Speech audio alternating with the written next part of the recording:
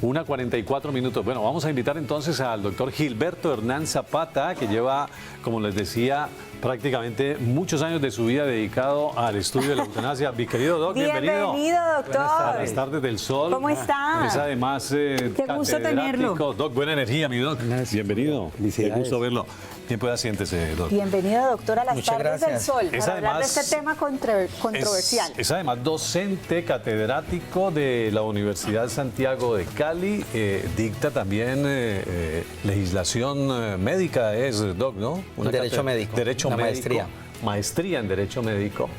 Y ha estudiado ya, ¿cuántos años de su vida estudiando la eutanasia, doctor? Yo creo que más o menos unos 45, 48 años de que estaba en la carrera universitaria. Estaba en el quinto o sexto semestre de Derecho en 1976. Me llamó la atención cuando tocamos el tema del homicidio por piedad. Y ahí me interesé justamente a nivel familiar y en el desarrollo de la tesis doctoral, que fue distinguida con mención honorífica del Lauro, de tal manera que siempre he estado estudioso sobre el particular. Bueno, muy bien. Muchísimas gracias por venir a compartir con nosotros todos estos conocimientos, mi querido doctor Gilberto Hernán Zapata. Empecemos. 1:45. En el mundo, ¿desde cuándo se comenzó a hablar de eutanasia, mi querido Doc? Bueno, es importante ilustrar a los televidentes que el término eutanasia proviene de la voz del Tánatos, buena Tánatos, de buena muerte. El dios de la muerte era el dios Tánatos, que desde el punto de vista griego empezó a estudiarse. Entonces todo aquello que significara la muerte buena era considerado por el dios Tánatos. El primer creador sobre el concepto de eutanasia fue el canciller inglés del siglo XV, Francisco Bacon, que la designó a designar muerte placentera. Pero históricamente, cuando empieza uno a estudiar esos temas de eutanasia, el primer episodio bíblico se habla de Samuel. Samuel le solicita en eso, uno de los enemigos en conflicto bélico, le solicita al contrario que le aplique una lanza porque está sufriendo mucho con una herida abierta. Ese es el primer episodio bíblico que habla de la eutanasia a nivel histórico. Luego vienen los hindúes, luego vienen los griegos, los romanos que van a hablar eso. Por ejemplo, en la época de la India envolvían a los ancianos en arena y los dejaban morir, pero esa es una eugenesia porque ellos no producían, era un concepto de inutilidad. La eutanasia se levantaba un concepto de incurabilidad. Y en ese orden de ideas ya luego vienen las legislaciones, ya viene la Organización Mundial de la Salud al regular sobre el particular la conceptualización, vienen los médicos a hablar sobre el tema de la eutanasia, pero el tema de la eutanasia es la acción. Luego viene el desarrollo del derecho positivo y nos está hablando del derecho a vivir con dignidad. Si no se puede vivir con calidad de vida, por lo menos que tenga calidad de muerte. Es un proceso histórico que no ha sido nada fácil. Ya lo dijo Anita ahora cuando empieza el programa, que solamente Bélgica, Holanda, Luxemburgo y Estados Unidos parte. Colombia es uno de los países más abanderados. Si estamos apenas en proceso embrionarios de reconocimiento del derecho a morir dignamente. De tal manera que todo esto es una secuencia histórica que viene desde la Biblia. Doctor, pero entonces empecemos a mencionar las clases de eutanasia que en la actualidad existen. Sí, la eutanasia, como significa buena muerte, la eutanasia desde el punto de vista médico se puede hablar de eutanasia activa y de eutanasia pasiva. La eutanasia activa implica un accionar. Le aplica una inyección letal al paciente o un fármaco para que éste fallezca, justamente porque está sufriendo dolores insoportables. La eutanasia pasiva es de hacer, es de omisión. Algunos otros autores hablan de eutanasia lenitiva o propiamente dicha. Otros hablan de eutanasia por acción, por omisión, positiva, negativa. Pero en concreto, para ilustrar a los televidentes, podemos hablar de una eutanasia propia o impropia o positiva o negativa. Siempre la eutanasia busca es precisamente aliviar al paciente que, por ejemplo, un paciente que está ya desahuciado, en estado vegetativo, no hay nada más que hacer, también, que lo único que llega en la clínica o en la casa donde se encuentre, lo único que puede hacer es mover los ojos nomás, pero que sabe que se va a morir de una u otra manera. Entonces, darle la posibilidad de elegir a él o a su familia la posibilidad de que se muera dignamente y no estar sufriendo eternamente hasta que Dios se acuerde de allí. Pero contrario a ello está la posición de la Iglesia, que es la que dice que solamente Dios es el que puede darnos y quitarnos la vida, doctor. Sí, yo tuve la oportunidad hace 40 años, logré el título de abogado, doctor en Derecho y Ciencias Políticas de la Santiago. En junio 28 del 79 la tesis fue laureada porque enfoqué la eutanasia bajo la perspectiva religiosa, bajo la perspectiva jurídica de la respectiva médica. Y entonces la moral o la religión siempre va a seguir que la teoría teocéntrica de la vida. Dios es el centro de la vida y bajo ninguna circunstancia fáctica van a estar de acuerdo justamente con aplicar la eutanasia. Igualmente el aspecto jurídico se levanta un concepto del delito, del Código Penal colombiano. Sé que es abogado, Mauricio, es un delito que es un homicidio piadoso, el que mataría a otro, señala el artículo 106. Y no menos importante la posición hipocrática de los médicos, de los galenos, que ellos en el artículo 2 de la ley 23, que el Código de Ética Médica, no daré droga mortal aunque me sea pedida. Pero ese contexto hay que analizarlo de una manera detallada. Una cosa es la eutanasia, otra cosa es el derecho a morir dignamente, otra cosa es la tanatología y otro concepto es el duelo. Importante señalar que la eutanasia es el accionar. Yo aplico la eutanasia, desconecto, aplico una inyección letal o dejo de hacer algo. Si hay unos cuidados paliativos, si hay unos cuidados a través de los opioides, es decir, la clínica del dolor. Pero esa es la mecánica, esa es la forma. Otra cosa es el derecho, es el reconocimiento que el legislador hace a esa persona, como usted bien lo dice, que está en una situación de estado terminal. Pero el estado terminal hay que demostrarlo bajo unas perspectivas diagnóstico, tratamiento. No es que yo estoy enfermo terminal, no, eso lo tiene que dar altamente calificado una junta de galeno. Yo ilustro a los televidentes, mire, ustedes hacen una pregunta importantísima y es ¿desde cuándo se puede hablar jurídicamente de la eutanasia en Colombia? Pero podríamos preguntar ¿desde cuándo se habla como un delito? Desde el advenimiento del Código Penal, del Código del 36, del Código del 80, del Código del 2000. Pero el Código del 36 en el artículo 326 fue demandado en entonces y ahí es donde surge la respuesta de la sentencia 239 del 97 y ya cuando se resuelve era el artículo 106 del actual Código Penal, que es el Código del 2000. El artículo se demanda por inconstitucionalidad, pero la Corte, encabezada por el doctor Carlos Gaviria, genera una sentencia que es la sentencia histórica de la eutanasia en Colombia, que es donde se despenaliza el homicidio por piedad en casos específicos. Usted lo dijo ahora, Ana, en tres circunstancias. Son 3 requisitos, pero en un solo caso. Los requisitos, ¿cuáles son? Primero, que la solicite el enfermo terminal. Segundo, que se trate de una enfermedad terminal. Y tercero, no menos importante, que la realice el médico tratante. Me devuelvo al primero. El enfermo terminal la debe solicitar. Es decir, si yo estoy en estado vegetativo, ¿en qué momento la puedo pedir? Pues ahí no cabe. Entonces yo tengo que estar sufriendo, solicitarla por escrito, en forma verbal. Segundo, que se trate de una enfermedad terminal. Perdón, Doc, discúlpeme, paremos ahí. Pero entonces, que solicite el enfermo en enfermedad terminal, valga la repetición allí. Y si no está en capacidad de solicitarlo, los familiares pueden llegar a solicitarlo por él. Eso ya se avanzó con posteriores resoluciones del Ministerio de Salud y Protección Social. Entonces el familiar hace las veces de ese paciente, porque él ya no tiene lucidez, tiene una muerte cerebral, está sufriendo. Entonces ahí hay un parágrafo de esa sentencia en donde dice que de todas maneras lo puede suplir un pariente de acuerdo al grado de consanguinidad o de grado de afinidad que tenga. Pues si es el esposo, la esposa, si son los hijos, si son los padres, en el orden en que establece el Código Civil colombiano. Entonces la solicita el enfermo terminal, que se trate de una enfermedad terminal, es decir, la Junta de Galenos altamente calificada, el radiólogo, el oncólogo, va a decir, es irreversible, esta muerte se va a producir y él está sufriendo mucho. Y el tercero es que la realice el médico tratante. Ese es el único caso en Colombia que desafortunadamente se quedó ahí en letra quieta durante 19 años. La sentencia le solicita, exhorta al Congreso de la República para que regule en términos jurídicos, señores, hagan la disposición legal en virtud de la cual se reconozca el derecho a morir. Pues sencillamente 19 años vinieron y solamente a través de la sentencia de tutela, la 970 del 2014 resolvió una tutela de una paciente de Neiva que le solicitó que a su hija le reconocieran el derecho a morir dignamente. Entonces la EPS le dijo que, señores, nosotros no tenemos ningún amparo jurídico. El único soporte jurídico que tenemos es la sentencia 239. Entonces resuelven la tutela diciendo que le reconocen el derecho a morir a esa paciente, pero ya había fallecido.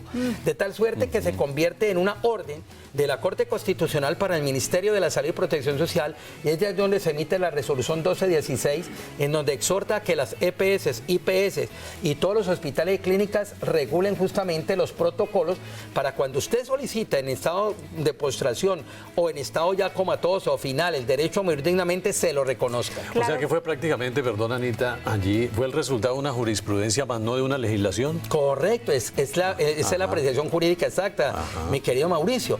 Sencillamente tuvimos que esperar 19 años.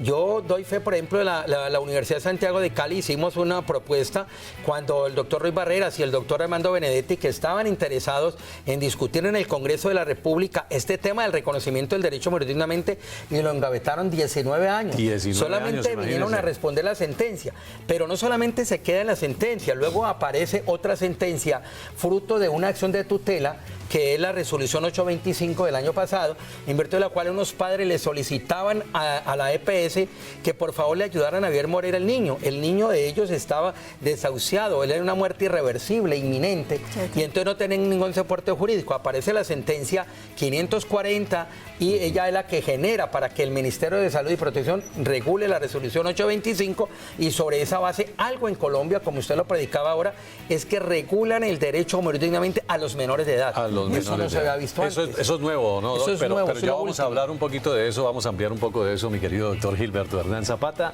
porque hay muchas más preguntas a través de las redes sociales, y allí están Mónica Castiblanco y Estefanía Tabima. A la 1:54 p.m, chicas. Así es, mi Mauro, mucha participación a través de nuestras redes sociales. Mi Tefa, ¿qué nos están diciendo? Hay muchas preguntas en realidad, pero quiero hablarle de lo que usted está hablando en este momento, doctor, porque es que alrededor de 40 personas hasta este año en todo el país permanecen a la espera de encontrar un médico para que les lleve su caso, hablando de la práctica de la eutanasia. Pero como usted bien lo dice, a veces las entidades de salud no toman en cuenta el criterio y la decisión que el paciente toma, porque lo que investigo aquí es que quienes laboran en las EPS declaran objeción de conciencia y se niegan por ende a realizar este procedimiento. ¿Por qué sucede esto? De pronto pasa por algo personal del ser, no del criterio médico, sino del ser como médico. Y de una vez, mi querida Tefa, ¿qué es la objeción de conciencia? También. Muchas gracias, un saludo muy especial a Stephanie y a Mónica. Desde luego a Ana y a Mauricio. La verdad es que la objeción de conciencia, de una u otra manera, es una figura en virtud de la cual el profesional de la salud, en este caso el médico, dice: yo no tengo ninguna situación de disponibilidad para aplicarle la eutanasia, mi conciencia me dice que no lo haga. Su formación jurídica, su formación médica, su formación moral, y está en todo su derecho de objetar la conciencia. Pero es importante lo que dicen las comunicadoras en torno a 40 personas que han solicitado el derecho a morir dignamente, el reconocimiento, más que la eutanasia, que es la acción, es la forma en que se coloca o reconoce el derecho a morir dignamente, es que no se conocen los protocolos. Una persona puede solicitar el derecho a morir dignamente y tiene que estar la IPS o la EPS, formar un tribunal de interdisciplinario, que está el médico tratante, está un psicólogo o psiquiatra y está el abogado. Pero desafortunadamente no se cumplen los requisitos. Yo he auscultado, utilizando en términos médicos, determinados centros de salud, ellos les tienen pánico a tocar ese tema. Hagamos historia. El primer reconocido fue el padre El Matador en julio del 2015, en virtud de la cual él tenía un cáncer en el rostro y solicitó. Obviamente ayudó mucho la clínica oncológica de Pereira. Ahora van llegando a 40, pero es más que todo la diligencia que puedan tener de una u otra manera. Y algo importante, con el profundo respeto al gremio médico, ellos también tienen que curarse en salud, como decimos parroquialmente, porque un médico no puede decir eso. Tiene que ser una junta de galenos altamente calificada, tiene que ser un abogado que dé las luces jurídicas y desde luego también el soporte que integra el psicólogo y el psiquiatra. Pero Colombia, en términos generales, es un avance que se ha hecho. Esto no se tenía, mire, hace 20 años o en el Antes año no había ni la posibilidad. En la más mínima probabilidad. Yo me atreví a decir en un congreso de anestesiólogos que en Colombia se aplicaba la eutanasia pasiva, es decir, el médico no decía nada, y de pronto en la práctica puede ser, no le apliquemos nada, dejemos que es irreversible la enfermedad y de acuerdo a la evolución crítica de esa enfermedad el paciente va a fallecer. Permítanos, Doc, hay una llamada telefónica para irnos a comerciales. Estamos hablando con Jennifer. Buena energía, Jennifer, ¿cómo vas? Ya se le fue cayó la llamada. Jennifer, te invitamos a que nos vuelvas a llamar. Está Alex. Alex, ¿cómo estás? Bienvenido. Muchas gracias, Dios la bendiga. Bueno, bienvenido. Amén. ¿Cuál es tu pregunta? Vea, mi pregunta es esta. Yo felicito al abogado, mucho lo felicito, y a todos los de Tardes del Sol. Gracias. Pero algo que quiero es que participar es que en ese programa que están haciendo de la eutanasia, tienen en cuenta a Dios, lo tienen en cuenta, porque mire, mi Dios es el dador de vida, y el que tiene la última palabra en esas situaciones es Dios. Entonces, yo les invito a que tengamos en cuenta a Dios. ¿Cómo lo tengamos en cuenta? Porque la palabra de Dios dice: yo soy el camino, la verdad y la vida. Y dice el Señor, clama a mí, yo te responderé y te enseñaré cosas grandes y ocultas que tú no conoces. ¿Quién sabe si una persona está así en esas situaciones por un momento o un trato de Dios? Pero tengamos en cuenta a Dios, clamémosle a Él, que Él levanta personas, porque han habido testimonios que han personas que están así y Dios las ha levantado. Amén, Dios los bendiga. Amén, Amén, Alex, muchas gracias. Tu opinión es muy importante para nosotros, Alex. Ya vamos a hablar de ese tema porque tenemos que irnos a comerciales. Así es, ustedes allí muy pendientes, todos conectados a participar. Ya en instante regresamos para seguir desarrollando este tema tan importante hoy en las tardes del sol, la eutanasia en Colombia. Importante información de salud a esta hora y todo lo referente a las venas varices y sus tratamientos. Por eso Rodolfo Lara me acompaña a esta hora del Centro de Terapias Alternativas José Celestino Muti. Rodolfo, bienvenido y contémosle a nuestros televidentes qué es la vena varice que nos aqueja a tantas personas. Natalia, muchas gracias por esta invitación. La vena varice realmente es un problema muy delicado. Más que un problema estético, es una grave enfermedad que puede originar hasta la muerte. Y muchos pacientes dicen, ¿por qué la muerte de una vena varice? Les voy a explicar rápidamente. La vena varice se origina por la insuficiencia vascular periférica, o sea, por la mala circulación. Si no tratamos este problema rápidamente, se puede ulcerar, puede originar una flebitis, y esto a su vez puede originar una tromboflebitis, que es un coagulito de sangre que se puede desprender, puede migrar, puede ir al pulmón, crear un tromboembolismo pulmonar, puede ir al cerebro o puede obstruir una de nuestras venas o nuestras arterias. O sea que realmente más que un problema estético es un problema de salud. Se origina por insuficiencia vascular periférica. Bien, Rodolfo, ¿qué tratamientos están ofreciendo ustedes en el Centro de Terapias Alternativas José Celestino Mutis para erradicarla por completo? Bueno, en la Asociación Médica José Celestino Mutis tenemos más de 100 profesionales en las diferentes áreas de la salud y especialmente en la medicina alternativa. Llevamos más de 33 años tratando la vena varice con un procedimiento, como vemos ahí en pantalla, se denomina la fleboesclerosis modificada. Consiste en aplicar una sustancia espumosa al interior de la vena varice y ahí estamos viendo cómo la vena varice desaparece. Esta imagen nos permite tener ya una ilustración mucho más amplia, cómo se adhiere esa microespuma a la pared de la vena y la vamos a eliminar sin cirugía y de una manera natural. ¿Qué promoción hay especial para nuestros televidentes el día de hoy? Natalia, hoy traigo 33 invitaciones a 33 televidentes que quieran combatir la vena varice. Hombres, a las señoras, a las niñas que tienen vena varice, van a llamar ya. Ahí están los teléfonos en pantalla. Aquí en Cali, 524-2511, 524-2511 y recibirán la promoción para el día de hoy. 10 centímetros de la sustancia para la vena varice por solo 160.000 pesitos. Es una promoción excelente solo para las primeras 33 personas que me llamen ya. 524-2511 aquí en Cali o 668-7979. Recuerden que es un tratamiento médico, no es ni una crema, ni un gel, ni un spray. Es un procedimiento médico para combatir la vena varice. Si tienen vena varice, marque ya. Ahí están los números en pantalla. 524-2511 y adiós a la vena varice. Estamos viendo Tardes del Sol. Yo espero que esta recuperación se dé estos últimos 6 meses. Vamos a tener que parchar a Cali en lo más que podamos. Hemos intervenido más de 800.000 metros cuadrados y la idea es que este año llegamos a unos 200.000 metros cuadrados adicionales para que al cerrar la administración lleguemos al 1.000.000 de metros cuadrados. Lo mínimo que podemos hacer es nosotros dejarle a Cali de alguna manera un problema razonablemente resuelto.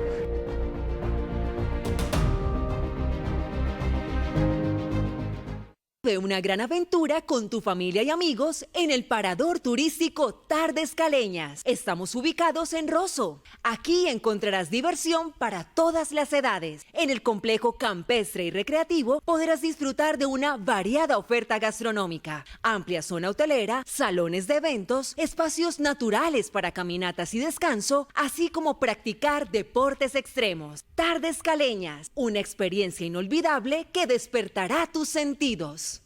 Aunque el procolágeno y el colágeno parecen ser lo mismo, en realidad no lo son. ya que el uno depende del otro. Eso significa que sin procolágeno nuestro cuerpo no puede producir colágeno ni cartílago articular. Vital Procolágeno regenera cartílago, disminuye el dolor articular, mantiene la producción de colágeno, tonifica la piel, disminuye arrugas y mejora la calidad del sueño. Vital Procolágeno. ¿Estás al día en el pago del predial? Un descuento te puedes ganar. Hasta el 30 de junio, 15% en el capital de la vigencia 2019. Requisitos: pagar en una sola cuota la vigencia 2019, estando al día en las vigencias anteriores. Cali progresa contigo. Alcaldía de Santiago de Cali.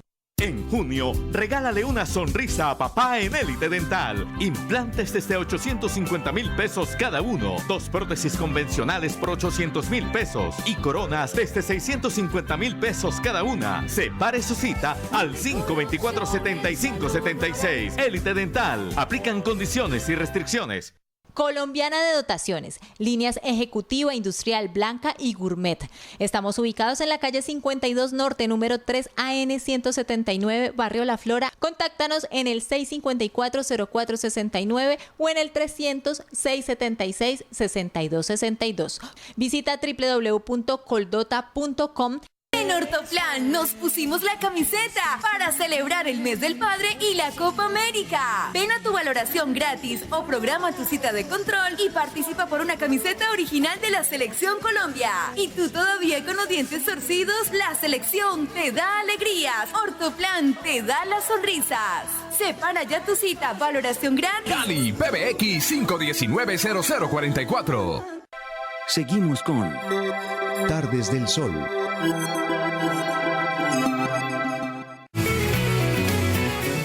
2:05 de la tarde, continuamos en el programa de la buena energía, las tardes del sol. Hoy tratando un tema bastante controversial, Moni. Estamos hablando acerca de la eutanasia. Si usted tiene preguntas, las puede realizar a través de nuestras redes sociales, @las tardes del sol, o nos puede llamar al 518-4098 o al 524-3536.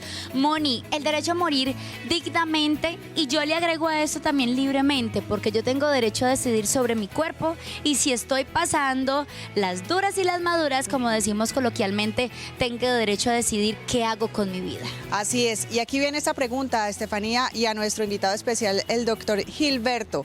Doctor, si una persona tiene una enfermedad terminal y decide practicarse la eutanasia, ¿dónde debe dirigirse? ¿Qué papeles debe diligenciar? ¿Qué debe hacer? Bueno, efectivamente, a través de la sentencia 970 y a través de la sentencia 544, que fueron 2 acciones de tutela, pues la persona interesada debe estar en su lucidez, a pesar de que tenga su enfermedad terminal, dirigirla a una EPS, una IPS. A través de la EPS ya solicita, obviamente el director de turno tiene que darle el trámite de ley amparado en esa normatividad. Este médico o este director debe informarle al comité interdisciplinario, que reitero, está integrado por el abogado, por un médico y por un psicólogo o psiquiatra. Ellos se reúnen, van a tomarle el diagnóstico del caso, a confirmar efectivamente que se trata de una enfermedad terminal. Posteriormente entra un protocolo, se fijará la fecha para la misma, pero lo que quiero invitar es que tiene que ser soportado médicamente ese diagnóstico. No es que yo estoy deprimido hoy porque se me perdió el negocio, porque me dejó la novia, entonces no, tiene que ser soportado eso desde el punto de vista jurídico. ¿Y en cuánto tiempo se debe dar el cumplimiento? Dentro de los 15 días tienen que empezar a tramitarse. Lo que pasa es que a veces no se tiene tiempo o no se han constituido los comités. Yo quisiera devolverme un poco para responderle al señor Alex, que hizo la pregunta previa. Pregunta de Alex. Exactamente. Nosotros somos católicos, yo particularmente creo en un ser superior que es Dios, que nos ha dado todo, nos tiene la oportunidad de estar aquí, pero eso no quiere decir que uno tenga que tener una situación teocéntrica absoluta y no conocer los otros aspectos que genera la vida. La vida la generó Dios para que seamos felices, y la vida, la muerte hace parte de la vida, y el acontecimiento más importante, el último acontecimiento más importante del ser humano es la muerte, y la muerte tiene que vivirse con calidad de vida, y Dios está allí para que lo apoyemos o nos apoye. Hay una situación importante para los televidentes y para los interesados, es que si el paciente solicita eso, él también cree en un ser superior. No es que los que apliquen la eutanasia, el que reconozcan, claro, cuando ya la ciencia no hace nada, pues sencillamente el apoyo espiritual es trascendental, al punto que ha surgido una ciencia que se llama la tanatología, que es la interdisciplinaridad. No solamente el aspecto jurídico, también hay que hablar del aspecto psicológico, psiquiátrico, espiritual. La persona a veces dura más cuando de una otra manera está el apoyo espiritual, que le habla de un ser superior. Hay casos en la vida real donde uno le tiene que decir al ser querido, váyase ya cumplió su ciclo, muchas gracias. Y por eso no quiere decir que no cree en Dios, por el contrario, en creer en la existencia de un ser superior es que nosotros hacemos esta labor interdisciplinaria. Así como Dios quiere que vivamos una vida feliz, pues también nosotros le pedimos a Dios tener una muerte feliz, ¿cierto? Que cuando moramos en paz y tranquilos. Que no haya sufrimiento. Bueno, está Sara con nosotros a esta hora conectada. Sara, buena energía, ¿cómo vas? Muy buenas tardes, Mauricio. Muy buena energía y saludos a todos ustedes. Cordial saludo al doctor. Gracias por atender mi llamada.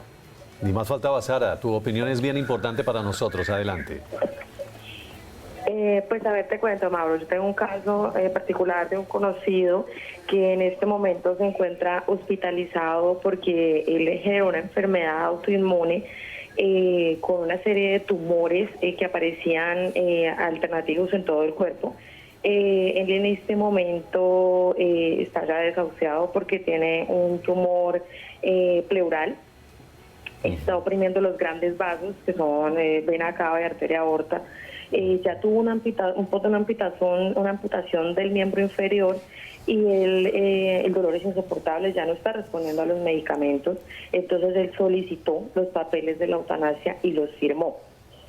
La pregunta es la siguiente: a partir de la firma de los documentos que él solicitó, ¿cuánto tiempo se puede demorar en ejecutarse la eutanasia como tal, o sea, el proceso como tal? Nos explicaron que es un proceso progresivo porque no va a ser algo de inmediato, no va a ser de inmediato, sino va a ser un proceso pausado, paulatino, con medicamentos que inducen al sueño, bueno, y eventualmente en algún momento él se quedará dormido pues para siempre.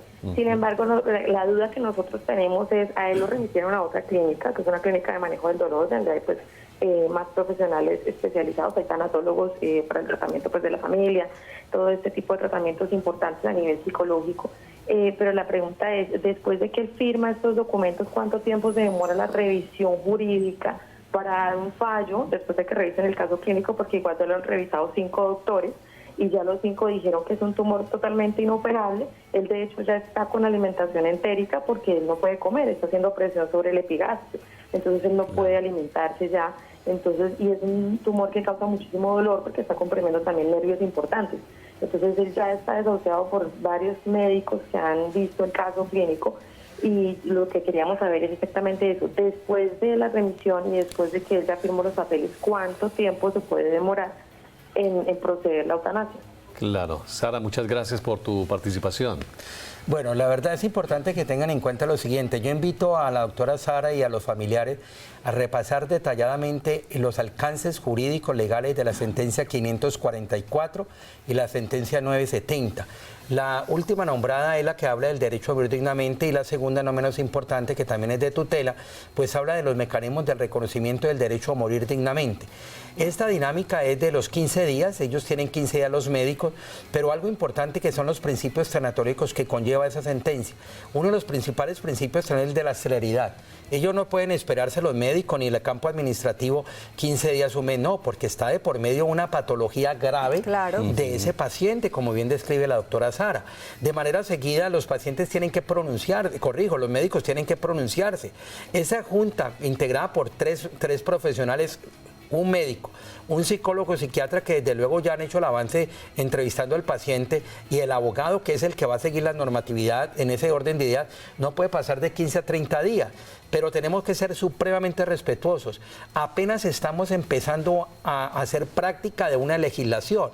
No existe esa dinámica, no existe esa casuística. Solamente 40 casos en Colombia se está aplicando el reconocimiento del derecho a morir dignamente. El médico, de una otra manera, está dando un concepto de la patología grave irreversible de esa enfermedad, pero no quiere decir que le estás diciendo, vea, aplíquele el derecho a morir, tienen que juntar otros aspectos. Y algo importante que es principios deontológicos que son de tanatología, que es además del principio de la dignidad humana. Esa junta no puede desconocer la dignidad humana, el hombre tiene que valor inherente, por eso el hecho de ser persona hay que reconocerlo, aún sí en su momento postrero hay que reconocer la autonomía de ese paciente, de esos familiares, en aras de esa autonomía y en aras de esa libertad, a acoger un derecho a morir con dignidad de ese paciente, es que esta junta tiene que pronunciarse y desafortunadamente, como lo digo yo, la sentencia 544 y la 970 nos están generando los parámetros, de la mano de la resolución 1216. Me gustaría que ustedes ampliaran desde ese punto de vista, ahí está taxativamente los términos, pero los términos tienen que ser, no pueden ser, tienen que ser acelerados, es decir, puntuales. Pero lastimosamente la experiencia le está enseñando todo lo contrario. Doctor, en el caso de que este procedimiento ya esté agilizado, que se le vaya a dar el cumplimiento al derecho a morir dignamente del paciente, a último momento el paciente se retracta, ¿se debe respetar esa decisión? Desde luego, ahí surge el principio de la autonomía. Hay un filósofo que es Carlos Santiago Nino que nos habla de la autonomía moral. Emmanuel Kant y el doctor Papachino nos hablan de la dignidad humana. Y el Carlos Santiago Nino nos habla de la libertad individual. Esos valores fundamentales, el médico dice, o la Junta Médica, qué pena, pero faltando 2 días para la hora cero, como en el libro de Karen en coma, hay que respetar esa decisión y queda todo quieto. Claro. No pueden llevarle a cabo el derecho a morir dignamente. Obviamente prima la voluntad del del paciente. ser humano, del paciente, correcto, que es el que inicialmente había hecho la solicitud. Pero ¿qué pasa en este caso, mi querido doctor Gilberto Hernán Zapata, cuando se pide una celeridad, cuando usted habla de unos 15 días, y qué pasa si llegan a transcurrir 2 meses, 3 meses y no allí lo que cabe, por ejemplo, ¿qué tienen que hacer eso? Lo que es una acción de tutela. Allí cabe la tutela. Usted sabe que la tutela está amparada por el artículo 23 de la Constitución Política, es que la posible vulneración de los derechos fundamentales. Y el primer principio fundamental o el primer derecho fundamental es el derecho a la vida. Pues no quiere decir invitarlos a ellos que hagan el derecho de tutela, pero tienen ahí una herramienta que es la acción de tutela, porque el reconocimiento del derecho a la vida, pero también la muerte hace parte de la vida. Ellos no es que es el derecho, no, la muerte es el último acontecimiento más importante de la vida. Entonces, cuando ya no existe es que ya no hay vida. Entonces, pero como es moribundo, está vivo todavía. Bueno, doctor, vamos con nuestras compañeras Estefanía Tabima, Mónica Castiblanco en la calle Quinta con 39 y las preguntas de nuestros televidentes. ¿Qué nos dicen? 2 de la tarde, 16 minutos. Anita, muchísimas gracias. Hay mucha participación. Queremos agradecer a nuestros televidentes que están ahí siempre atentos a nuestro programa. Y saludar también a todos los televidentes que pasan por aquí, nos regalan saludos, nos dejan también sus preguntas. Doctor, a través de las redes sociales nos llegan muchísimos casos y, por ejemplo, nos ponen en debate uno que sucedió en Madrid justamente hace un mes. Conocimos el caso de María José Carrasco y su esposo, una mujer que a los 32 años le detectaron esclerosis múltiple. 30 años duró con esta enfermedad, sufriendo de escalofríos constantes, sufriendo de dolores inaguantables, según un video que ella pues dejó y se relató y se conoció por medio de redes sociales. En estos videos donde se mostraba claramente la deficiencia de salud que tenía esta mujer, Moni, y televidentes, pues conocíamos que ella extendía su decisión de tener pues el libre derecho de decidir sobre su vida y practicarse la eutanasia. Los médicos en Madrid no se la quisieron aplicar, pero ellos tomaron la decisión, hablo de ellos, su esposa y él, ellos dos, María José y su esposo, de hacerlo en casa. En estos casos, por ejemplo, en Madrid lo que hicieron fue pues tener una medida no cautelar con el esposo y posteriormente el esposo de María José pues está en libertad. No, en este momento está en libertad. Pero aquí en Colombia, ¿qué puede pasar si una persona, doctor, toma esta decisión de ayudar a otra para acabar con su vida? Bueno, Estefanía y Mónica, de verdad las felicito, están muy bien enfocados. Ese fue un caso que tuvo hace un mes en España. Es importante que ilustremos a los televidentes, la legislación española es muy distinta a la nuestra. En Colombia es totalmente regulada por el artículo 106 del Código Penal colombiano, que se llama homicidio pietístico, homicidio eutanásico, homicidio por piedad, y que a la letra dice, el que matare a otro para poner fin a intensos sufrimientos provenientes de enfermedad grave incurable, incurrirá en prisión de 6 meses a 3 años. Entonces, si empezamos a analizar como penalistas, penalista es el que lo puede realizar cualquier persona. Pero acá hay dos elementos importantes. El elemento objetivo es poner fin. ¿A qué va a poner fin? A intensos sufrimientos provenientes de enfermedad grave e incurable. Y el otro es el elemento subjetivo. ¿Quién lo tiene? El enfermo terminal que tiene una enfermedad irreversible. Y en ese orden de ideas, la piedad la tiene uno frente al otro. Es la piedad, óigase bien que es importante que analicen qué es sufrimiento y qué es dolor. La norma nos habla de sufrimiento, no de dolor. El dolor puede ser atenuado con opioides, puede ser atenuado con la clínica del dolor. Pero ¿qué es un sufrimiento? Que es el elemento subjetivo. ¿Quién lo tiene? Lo tiene uno frente al que está sufriendo. Pero entonces si realiza, o si yo desconecto a un ser querido, pues estoy incurso sencillamente en un homicidio por piedad. Pero ya uno como penalista y ya el fiscal en su sabiduría le va a conceder el derecho a la libertad por el móvil altruista, pero se tipifica un delito. El único caso en donde no se penaliza es el que dije anteriormente con la sentencia 239, que es cuando la solicita el enfermo terminal, que se trata de la enfermedad terminal y que el médico tratante lo realice. Pero acá habrían, por ejemplo, causales excluyentes de antijuricidad, que la señala el Código Penal en su parte rectora, y es justamente yo lo hago por un móvil altruista, ya no me van a penalizar, ya no sean los elementos que es típico antijurídico culpable que nos enseñan en la universidad. Aquí obró por un motivo altruista y está eximido de responsabilidad. Y es importante ilustrar, por ejemplo, en Francia, en la década del 60, Igor Barrera y Etienne Lalo eran periodistas como ustedes. Y los invito a que, como están haciendo el ejercicio, ¿usted qué opina de la eutanasia? ¿Usted qué opina? No hablaban del derecho a morir. Y ellos hicieron un programa impresionante en Francia, Igor Barrera y Etienne Lalo, y al último no sabían qué hacer. Porque cada caso, cada familia tiene un caso, que el vecino, que el amigo. Cuando está en el vecino, bueno, aplíquenle la eutanasia. Cuando llega a la casa de nosotros lo pensamos dos veces. Es muy subjetivo. Bueno, es muy subjetivo. Bueno, pero es mi papá que hay que desconectarlo. Pero ya esa luz, como decía el señor Alex, cuando viene Dios y nos da una lucecita, pues no podemos ser egoístas. La vida también tiene que terminar. Si es que aquí lo que tiene que hablarse es de la naturalidad de la muerte, no de la viabilidad de la vida. La muerte es natural, pero como es de la edad que somos eternos, entonces cuando se aparece un fenómeno o una circunstancia fáctica eutanásica, pues ya Dios tiene que esperar que venga el milagro. Y hay cosas en la vida que no son de milagro, sino de adelantos científicos. Cuando el adelanto científico no se da, pues no queda otro remedio sino abogar por el derecho positivo, que es el derecho a morir dignamente. Muy bien, doctor. 2 de la tarde, 20 minutos. Tenemos mucha participación de nuestros televidentes. Está ahora con nosotros José. José, ¿no? Así es. Hola, José. Bienvenido a las Tardes del Sol. ¿Cómo vas? José. Bueno, parece que se cayó la llamada allí con ¿Está o no está? José. Está ausente, está ausente. 2 de la tarde. Carlos Urrego de Popayán. Estaban sacando la otra línea.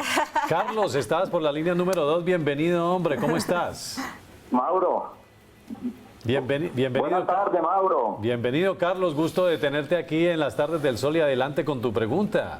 Gracias, Mauro. Primero que todo, felicitarlos por el excelente programa, hombre, Gracias. con esas hermosas niñas que tienes tú allá en ese canal. Lo mismo estaba haciendo el doctor Gilberto Hernández. Muchas gracias, y Carlos. saludar al doctor Gilberto, pues sabemos que son profesionales muy especializados que ustedes llevan allá a su canal, Mauro.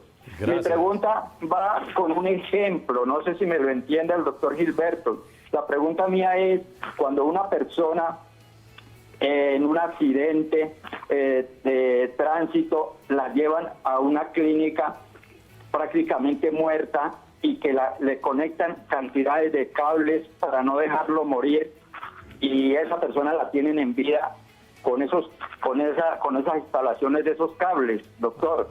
En el momento que se los quitan, la persona muere. La pregunta mía es, ¿qué clase de muerte puede ser esa? ¿Es eutanasia también? Porque prácticamente la persona está muerta, pero la tienen con todos estos cables que les conectan en la clínica, lo tienen en vida, pero en el momento de quitárselo la persona muere. ¿Qué clase de muerte puede ser esa, doctor Gilberto? Claro, lo tiene una vida asistida allí, artificial. Carlos, gracias por tu participación. Sí, Mauricio, usted lo ha dicho, esa es una vida artificial, si podemos hablar. Es importante ilustrar a los televidentes cómo hay dos teorías tradicionales sobre el momento de la muerte.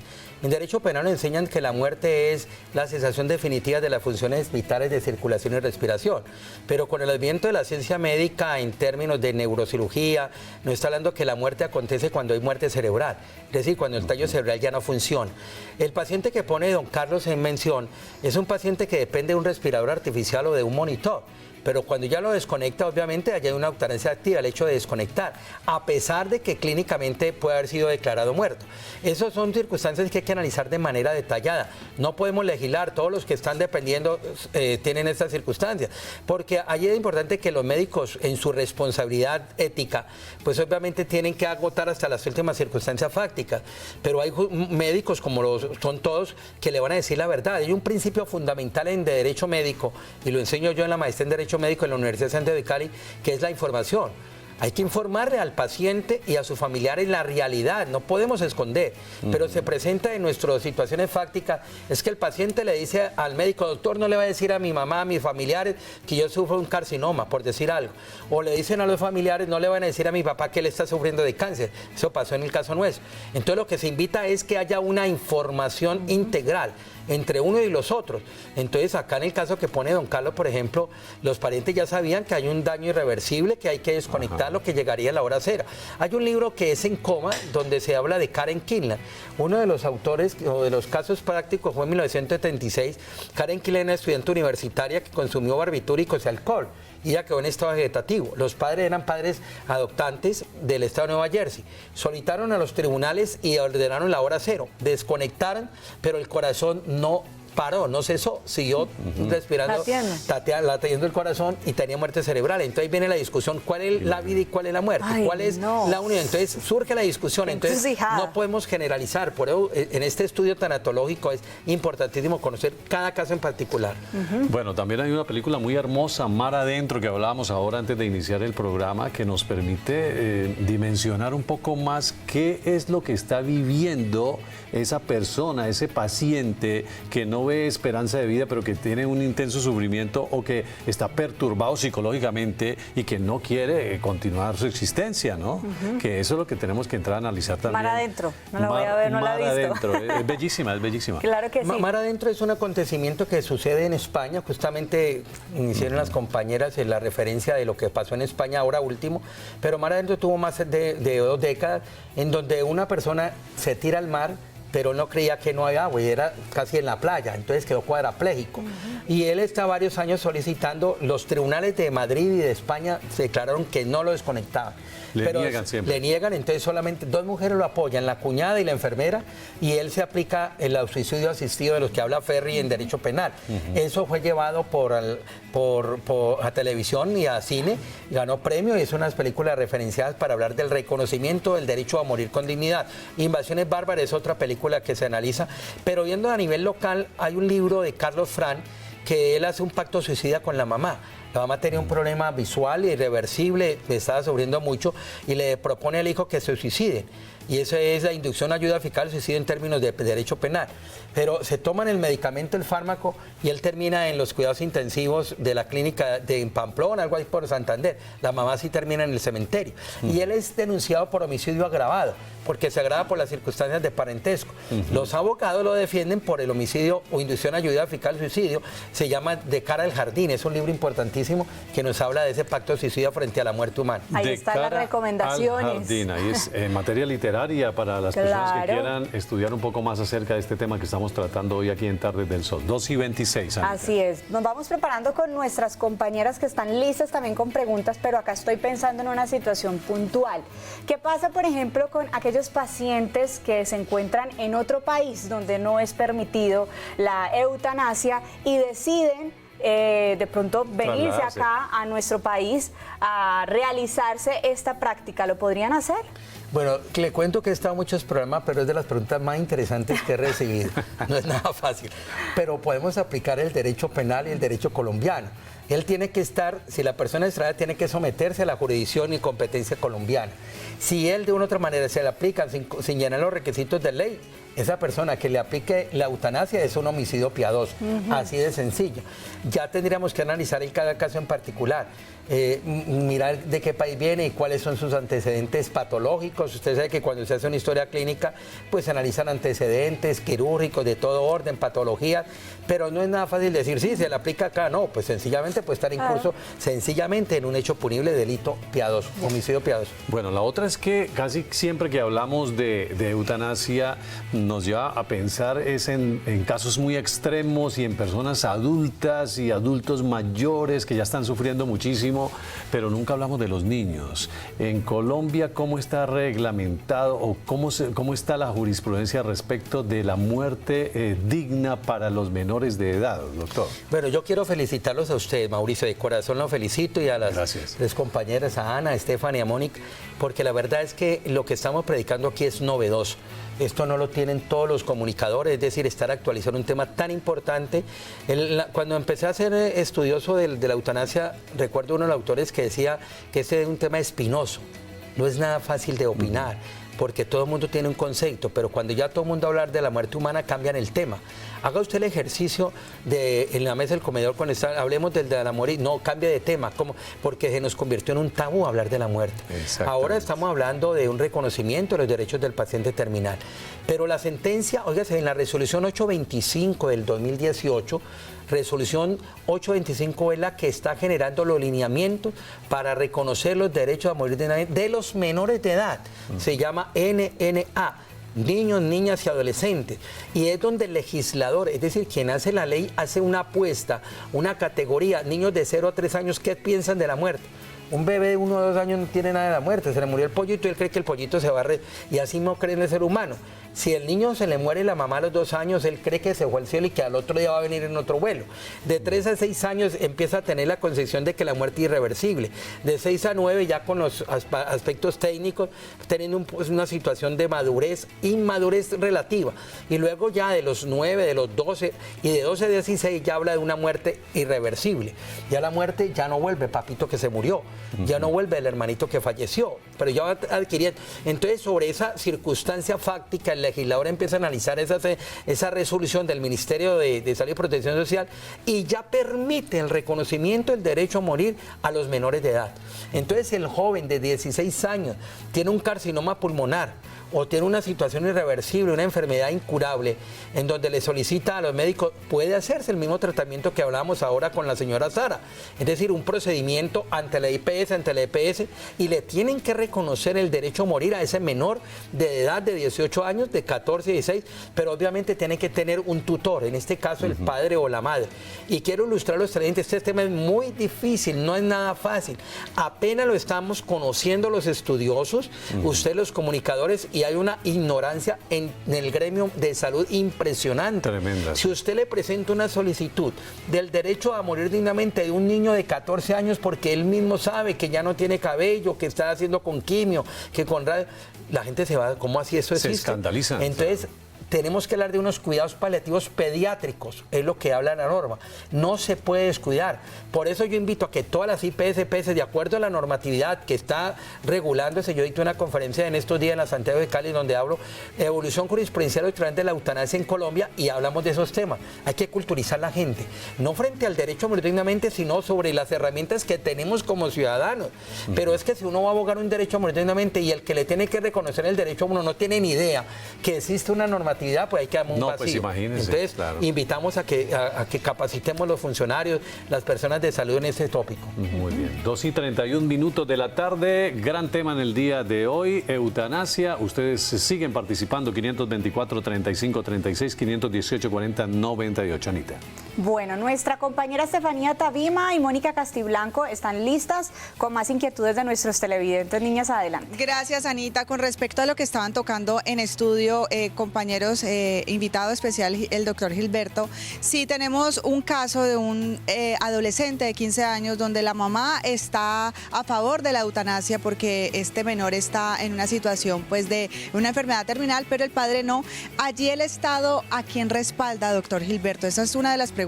¿Y la otra? La otra pregunta que nos hacen a través de @lasTardesDelSol, Gilberto, es ¿qué pasa si una persona con enfermedad terminal además tiene un problema mental? ¿Es considerado su deseo de practicarse la eutanasia? Bueno, pues es importante. Empecemos por la primera. Es importante señalar que la sentencia 329, que es la 239 del 97, que fue el soporte para hablar de la eutanasia, el derecho a morir, luego se ve complementada con la sentencia 970, nos está señalando que cuando hay que decidir entre el papá y la mamá tiene que ser unánime, es decir, que tienen que ser los dos que opinen. Ajá. Donde uno de los dos dice, no, yo no quiero que mi hijo lo desconecte, no estoy de acuerdo, no puede acceder la clínica a esa circunstancia. Pero únicamente papá y mamá son los que deben tomar en la la medida en que el joven sea menor de 18 años, Ok. Claro. si de pronto él es casado y tiene papá y mamá, pues la prelación la tiene la esposa. O si tiene esposa o no tiene, pero tiene los hijos, pues si hay 4 hijos y quieren que, y si uno de los dos dice, de los 4 hijos dicen 2 sí, 2 no, tienen que respetar esa decisión, la voluntad. esa Claro. voluntad.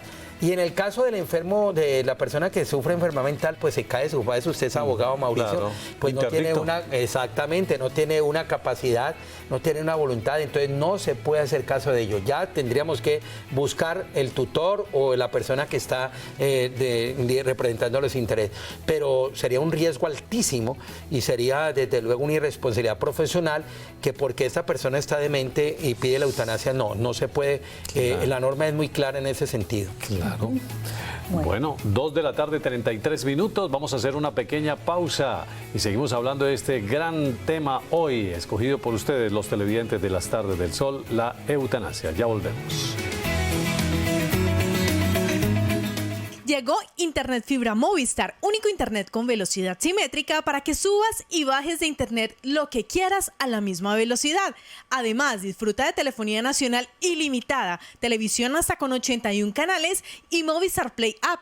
Activa ya un plan de Internet Fibra Movistar y recibe los 2 primeros meses gratis. Visita nuestros centros de experiencia, llama al 018-911-009 o ingresa a www.movistar.co. Movistar elige todo. Aplican condiciones y restricciones. Estamos viendo Tardes del Sol. Cuando llego a mi nuevo colegio soy más feliz. Cuando mi profe me acompaña y me guía, me emociono más. Cuando todos los días recibimos una comida rica, tengo más ganas de estudiar. Cuando descubro cosas nuevas, aprendo mucho más. Por eso en Cali los niños tenemos cada día más educación.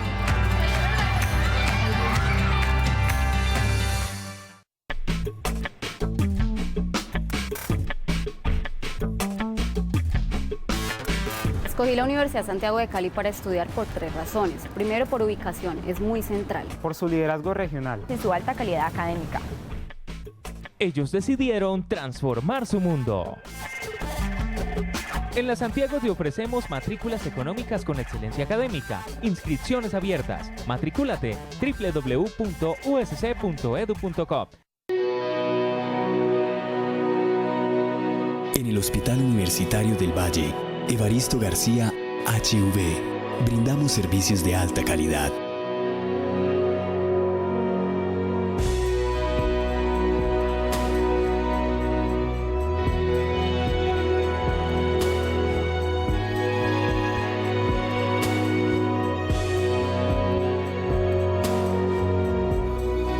Somos vida. Somos HV.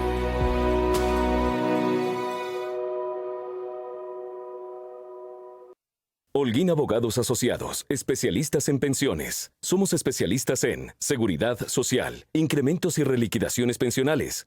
Si le negaron la pensión de vejez, invalidez o sobrevivientes, permítanos asesorarlo. Usted podría tener derecho. Consulta gratis. Holguín Abogados Asociados, especialistas en pensiones. Estamos en Cali, Popayán, Palmira y Jumbo. Las mejores vacaciones. Sé un ciudadano del mundo con las vacaciones recreativas de la Corporación para la Recreación Popular, CRP. Diviértete conociendo los misterios de las culturas del mundo. Además, disfruta de olimpiadas infantiles, experimentos creativos, pool party y mucha más diversión. Desde el 25 de junio en el Acuaparque de la Caña y los 24 parques recreativos de la CRP. Vive esta experiencia. Ado Escobar y Abogados. Somos los mejores abogados de pensiones en Colombia. Hemos logrado el reconocimiento de miles de de pensiones de vejez, invalidez y sobrevivientes que habían sido negadas. No importa cuánto tiempo haya pasado, usted podría tener derecho. Consúltenos la reliquidación e incremento de su mesada pensional o cualquier otro derecho que le haya sido negado. Consulta gratis, PBX 487-0055, Cali, calle 13, número 425, piso 12, edificio Carvajal. Email, consultas@tiradoescobar.com. Yo espero que esta recuperación se dé estos últimos 6 meses. Vamos a tener que parchar a Cali en lo más que podamos. Hemos intervenido más de 800.000 metros cuadrados y la idea es que este año llegamos a unos 200.000 metros cuadrados adicionales para que al cerrar la administración lleguemos al 1.000.000 de metros cuadrados. Lo mínimo que podemos hacer es nosotros dejarle a Cali de alguna manera un problema razonablemente resuelto.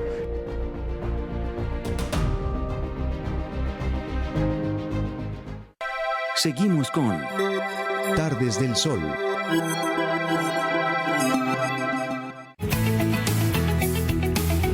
Las 2 de la tarde, 38 minutos. Hablamos de eutanasia hoy. Nuestro invitado, el doctor Gilberto Hernán Zapata. Sus preguntas, 524-3536, 518-4098. Hay más inquietudes de nuestros televidentes. Además, hemos recibido hoy muchas felicitaciones de nuestros televidentes a través de las redes sociales. Gracias a todos ellos por estar siempre conectados allí en Telepacífico viendo las Tardes del Sol. A ver, hablemos de uno de ellos. Violeta Gallego nos dice: felicitaciones, gran tema, estoy sin parpadear viéndolos. Gracias, Violetica, por estar allí. Cristina González nos dice: gran programa, felicitaciones, muy bueno el invitado. Bueno, gracias a Cristina también. Y está Shirley Erazo, que nos dice: me gusta el tema de hoy, gran tema, felicitaciones. Muchas gracias a nuestros televidentes. Bueno, hay una pregunta bien interesante que nos están haciendo también, doctor, a través de nuestras redes sociales, y nos dicen: si un paciente quiere acceder a este procedimiento de la eutanasia, pero no está afiliado al sistema de salud, ¿cómo hacen entonces para respetar esa decisión que tiene el paciente? Bueno, tengo la oportunidad de ser profesor del régimen de salud en Colombia en la maestría en Derecho Médico de la Santiago. Y ahí conocemos los alcances de una persona natural, obviamente que tiene la protección en el sistema contributivo, en el sistema subsidiario y el SISBEM. Si no tiene ninguna, desde luego la clínica y el hospital EPS y IPS le puede decir: no hay acceso, no lo podemos hacer. Yo pienso que no es fácil decirle que se vaya para otra parte, pero asumir la responsabilidad es bastante delicada. Claro. No menos importante, se puede abogar a través de la personería local, donde se habla del reconocimiento de los derechos humanos, y ahí se puede decir: mire, yo tengo esta patología irreversible, pero sí hace una situación dual, ¿no? Mira la posición de la salud, de parte de los que representan la salud, en este caso EPS, y otro caso el derecho a la vida o el derecho a la muerte de esa persona cuando no tiene ninguna protección jurídica. Tendrá constitucional. Entonces no es nada fácil el caso. Yo pienso que ya se quedaría en la generosidad de una personería en derechos humanos. Un paciente con SISBEN sí podría acceder al procedimiento. Claro, desde luego, él tiene sus garantías en salud, de seguridad social. Doctor Gilberto Hernán, en la actualidad, digamos que ¿cuáles serían los últimos lineamientos jurisprudenciales respecto de la eutanasia en nuestro país? Bueno, los últimos lineamientos jurisprudenciales es sencillamente la resolución para los niños, de la 825, es NNA, que significa niños, niñas y adolescentes, la 825 del 2018. Es importante ilustrar a los televidentes que estamos a la espera de los protocolos. Se le dieron 2 años al Ministerio de Salud y Protección Social para que regule sobre el particular. Estamos en aspecto embrionario. Y desde el punto de vista de la educación, mi querido Mauricio y Stephanie y Ana y Mónica y los televidentes, es el tema de la tanatología. Mira, el tema de la tanatología es importante porque están avanzados en Buenos Aires, Argentina, en México, en España, y en Colombia no hay una asociación tanatológica. Pero arranquemos de decir que la tanatología es el arte, el estudio del arte del morir humano. Hay un médico que un premio Nobel de Medicina en 1908 que se llama Kennicott. Ese médico, Elias Kennicott, utilizó el término de tanatología para designar la ciencia de la muerte humana.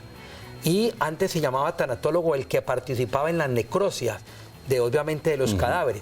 La doctora Isa Fonnegra y sobre todo Elizabeth Kubler-Ross, que es una médica norteamericana. El que quiera estudiar temas de eutanasia, de tanatología, léase a la doctora Elizabeth Kubler-Ross, que escribe los 5 estadios por la que atraviesa todo ser humano cuando le diagnostican una enfermedad terminal. Son los 5 estadios de la doctora Elizabeth Kubler-Ross, que es la negación. Cuando a un paciente le dicen usted tiene cáncer, le quedan 15 días de vida, niega, no puede ser. No puede ser que aparentemente soy aliviado. Luego viene el estado de ira. Es malgeniada, irascible. Luego viene un estado de soledad interior, no habla con nadie. Luego viene una etapa de negociación. Y es donde hablamos ahora con Dios. Dios mío, ayúdame a que mi enfermedad me sostenga 3 meses para haber graduado a mi hija, o a ver el matrimonio, o a ver a la selección Colombia quedar campeona, o etcétera. Y de la Copa América. De la Copa, o la aceptación. Ya no queda otro remedio sino aceptar. Yo estoy esperando que me muera. Pero es porque ya adquieren una madurez. Eso lo manejó la doctora Elizabeth Kubler-Ross, y es una de las mejores tanatólogas del mundo. Ella es la que jalona la ciencia médica. Y en Colombia tenemos la doctora Isa Fonnegra, de Cara a la Muerte. Es un libro que hay que leer, cómo se maneja la tanatología, la ciencia del morir humano. Yo, por ejemplo, aprovecho estos canales para que a través de las diferentes universidades se constituyan escuelas de formación tanatológica. Así como se estudia medicina, se estudia derecho, se estudia comunicación, se estudia una materia que se llama tanatología, el estudio del morir humano, así como se estaba del civismo, de la urbanidad de Carreño. Hombre, aprendámosle en Estados Unidos existe una materia que se llama tanatología, es decir, al niño hay que decirle, papito, así como nace usted se va a morir algún día. Pero empezamos a practicar una cultura totalmente distinta a la muerte humana. La única cultura de la muerte que hablamos es la cultura de la violencia. Usted prende los televisores, con todo respeto, y a las 6 de la mañana, ¿qué pasó en la noche en Bogotá? 15 muertos en Simón Bolívar, 12 muertos. Los hinchas de tal equipo destruyeron el mío, destruyeron tal parte. Y ese es el amanecer de nosotros, la violencia, la muerte violenta. Pero no nos hablan de una muerte digna, de una muerte dignificante. Eso es lo que estamos pregonando los que nos gusta hablar de este tema de la dignidad humana. Porque tan digno es vivir la vida, y también digno tiene que ser la muerte. Porque la muerte, lo decimos, es el acontecimiento más importante, el último acontecimiento más importante del ser humano. Al ser humano antes se hablaba de que moría alrededor de los suyos. Ahora se habla de una clínica, entubado, de que muera, espere que se acabe el monitor, espere que... No, hay que volver a rescatar la importancia del morir alrededor de los suyos, que papi nos dé el apretón final, que suspira al lado de nosotros. Pero a veces, mire, hemos hecho unos estudios, y lo hacen en Estados Unidos, donde los mismos estudiantes de universitarios de medicina le tienen pánico a enfrentar la muerte. ¿Qué le debemos de decir al paciente terminal que él le queda no tiene el léxico, no tiene la preparación? Y cuando llega un dolor a nuestro medio, ¿cómo debemos de preparar nuestra familia? Y es donde aparece el proceso del duelo. Es donde la doctora dice, el duelo es algo importante que hay que manejarlo. Entonces, mire, este discurso se maneja eutanasia, el derecho a morir dignamente, la tanatología y el duelo, porque hay duelos súbitos. Que murió de infarto, el ser querido, anoche estaba tomando café, un infarto, y hoy estamos velándolo. ¿Cómo asumimos? El que está en enfermo terminal, vamos asumiendo un duelo anticipatorio. ¿Qué vamos a hacer? Y cuando no duele desde el punto de vista fáctico de la muerte propiamente, el duelo de la pérdida de un equipo, de la pérdida de la pareja, la pérdida de una casa, esos duelos hay que asumirlos. Y si a veces no los asumimos, con mayor razón tenemos que asumir el de la muerte. Bueno, 2 de la tarde, 45 minutos, suficiente ilustración, yo creo, sobre este gran tema que nos ha permitido compartir con ustedes el doctor Gilberto Hernán Zapata. Una reflexión final, mi querido doctor Gilberto Hernán, ya para terminar este tema hoy. Pues usted me invita, Mauricio, Ana, Stephanie, y agradecerles a ustedes, vivir el aquí y el ahora. Que la muerte puede llegar mañana sin estar programada. Entonces nos invitan las personas que hablan de liderazgo, vivamos el aquí y el ahora. Todos tenemos 2 energías, el tánatos y el eros. El tánatos es el dios de la muerte, el eros es el dios de la alegría, del amor. Entonces siempre que el dios eros esté arriba. Y los que nos gusta el tema de la eutanasia, miremoslo académicamente y que reconozcamos el derecho a morir. Así como se tiene un derecho a nacer, tengamos también un derecho a morir con dignidad, que haya calidad de vida y que haya calidad de muerte. Podríamos decir, vivamos con felicidad, pero vamos a morir felizmente también. Sí, como decía Platón, Aristóteles, todos ellos hablaban de una felicidad, pero lastimosamente le cambian el concepto. Morir también hay felicidad. Entonces, desde el punto de vista que libera sufrimientos. Pero yo no estoy invitando en circunstancias sino especiales, con condiciones médicas específicas y con derechos amparados por el legislador.